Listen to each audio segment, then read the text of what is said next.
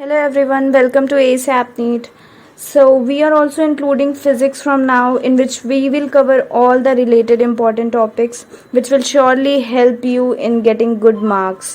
So let's start. Pulley block में एक trick होती है। जब पुली ब्लॉक वाला सिस्टम आता है कुछ इस तरह का या फिर इस तरह का या फिर इस तरह का, तो यहाँ पर इसमें कुछ भी क्वेश्चंस पूछ लेते हैं कि जैसे एक्सेलरेशन निकालो, टेंशन निकालो। इसमें अगर एक्सेलरेशन या टेंशन पता चल जाए तो बाकी चीज़ें हम निकाल लेते हैं आसानी से। सिर्फ एक हमें बॉडी की एफबीडी बनानी होती है। ये टेंशन का जनरल फॉर्मूला होता है। अगर सिस्टम मान लो ऐसा हो या ऐसा हो सिस्टम, या फिर सिस्टम ऐसा हो, कई कॉम्प्लेक्स सिस्टम बन सकते हैं कहीं भी, चाहे जितने मास लगे हों, अनलिमिटेड मास हो, अनलिमिटेड पुली हो, तो वहाँ पर टेंशन का फॉर्मूला यही लगेगा। ठीक है, तो ये T इक्वल्स टू ये सिग्मा है। सिग्मा मतलब होता है समेशन, अंदर जितना भी क्वांटिटी लिखी होगी उसका पूरे का सम लेते हैं। फिर ये coefficient of T into g upon में सिग्मा कोफिशिएंट ऑफ T का whole square upon mass of block. तो यहाँ पर हम मान लेते हैं कि टेंशन T है, तो यहाँ पर भी टेंशन T होगा, यहाँ पर भी टेंशन T होगा, यहाँ पे भी टेंशन T होगा। और फिजिक्स में हमें ये पढ़ाया जाता है कि जब इन दोनों पुली पर अगर इस स्ट्रिंग में टेंशन T है तो नीचे वाली स्ट्रिंग में जो इन दोनों से जुड़ी हुई है, इसमें क्योंकि पुली मूव नहीं कर रहा तो यहाँ पर 2T होगा टेंशन। अब बस आपको हर ब्लॉक के लिए, हर ब्लॉक पर जितना टेंशन लग रहा है उसके लिए ये वाला फॉर्मूला लगा देना है। तो देखिए कोफिशिएंट ऑफ टी मतलब कि आगे इसके कितना नंबर लिखा हुआ है वो उसका कोफिशिएंट होता है। तो पहले मास के लिए टेंशन की वैल्यू निकाल लेते हैं। तो ये हो जाएगा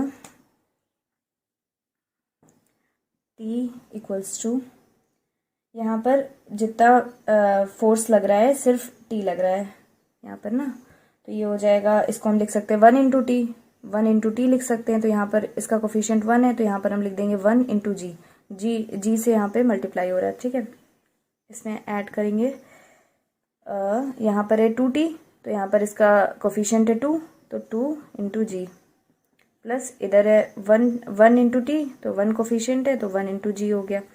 अब अपॉन में आ गया, अपॉन में अब इस ब्लॉक पर कोफिशिएंट ऑफ टी कितना था, 1 था, तो इधर यहाँ पर लिख देंगे 1 स्क्वायर अपॉन, यहाँ पर मास लिखना था हमें तो m1 हो जाएगा, प्लस इधर 2 था कोफिशिएंट तो 2 का स्क्वायर अपॉन मास कितना था m2, फिर 1 का स्क्वायर अपॉन मास था m3।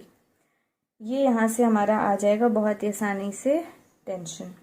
और यहाँ पर क्या होगा, m1 m2 m3 दिया होगा और g के लिए यहाँ पर 9.8 या फिर 10 दिया होगा, तो ऐसे करके हम टेंशन निकाल लेंगे।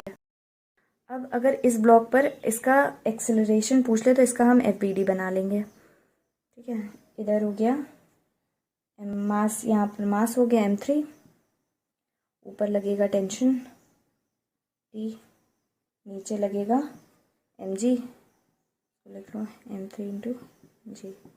तो यहाँ पर आ जाएगा T minus m3g equals to m3a3। ऐसे ही हम सारी बॉडी का एक्सेलरेशन निकाल सकते हैं। अब उसी तरह हम इसमें कैसे कर सकते हैं, मान लो इसमें टेंशन T लग रहा है तो इसमें T लग रहा है, तो फिर अगर ब्लॉक पे अगर इधर दोनों तरफ टेंशन T लग रहा है तो इस ब्लॉक पर 2T लगेगा।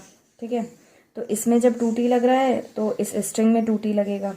तो टेंशन के लिए हमारा फॉर्मूला हमने अभी क्या देखा था, T is equal to sigma coefficient of T into जी और upon sigma coefficient of T का whole square upon mass of block, ये हम लगा देंगे। तो चलो इसे लगा लेते हैं। T इक्वल्स टू आ जाएगा, यहाँ पर इसका कोफिशिएंट है 2, तो 2 इंटू जी प्लस 1 इंटू जी, इधर कोफिशिएंट 1 है, प्लस 1 इंटू जी, इधर यहाँ पर भी कोफिशिएंट 1 है। ठीक है, अपॉन में 2 था कोफिशिएंट यहाँ पर, तो 2 का स्क्वायर अपॉन मास लिखते थे m1, प्लस 1 का स्क्वायर अपॉन मास लिखते थे m2, प्लस 1 का स्क्वायर अपॉन मास लिखेंगे m3। ऐसे ही इसमें हम ऐसे ही हमारा टेंशन निकल आएगा। और अगर एक्सेलरेशन निकालना है तो एफबीडी बनाकर सीधे निकाल लेंगे। ओके, तो अब इस वाले में देख लेते हैं इसमें हम कैसे निकालेंगे टेंशन। तो अगर यहाँ पर टेंशन T है तो यहाँ पर भी T होगा। ठीक है, और अगर यहाँ पर T है तो इधर क्या होगा, हाफ हो जाएगा, तो यहाँ पर हो जाएगा T/2, फिर इधर भी T/2 हो जाएगा, फिर अगर यहाँ पर t/2 है तो यहाँ पे हो जाएगा t/4।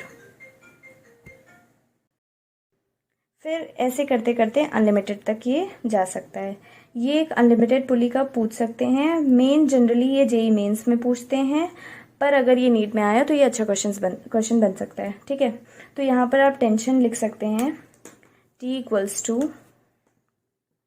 यहाँ पर 1 है कोफिशिएंट तो 1 इंटू जी, यहाँ पर t/2 है तो इसको हम लिख सकते हैं हाफ इंटू जी, प्लस यहाँ पर t/4 है तो इसको लिख सकते हैं 1/4 इंटू जी, प्लस आगे बढ़ते जाएंगे तो 1/8 हो जाएगा इंटू जी, और up to so on infinity तक, अपॉन यहाँ पे 1 है कोफिशिएंट तो 1 square upon m, plus again यहाँ पे 1/2 का स्क्वायर अपॉन m, प्लस 1/4 का स्क्वायर अपॉन m।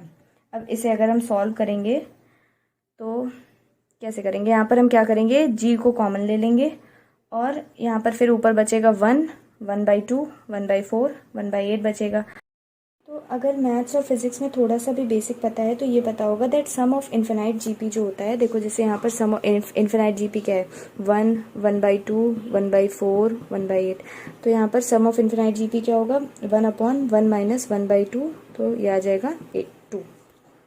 तो ऊपर का सॉल्व करके आ जाएगा 2g, इसी तरह नीचे का भी सॉल्व कर लेंगे तो टेंशन हमारा आ जाएगा। इस तरह यहाँ पर टेंशन इजीली निकल जाएगा, वरना आपको करना क्या पड़ता है, इसका इक्वेशन लिखना पड़ता है, इसका इक्वेशन लिखना पड़ता है, इसका इक्वेशन लिखना पड़ता है, फिर लेंथ ऑफ स्ट्रिंग कांस्टेंट लगाना पड़ता है। तो ये एक आसान तरीका है, इससे आसानी से आपका निकल जाएगा टेंशन।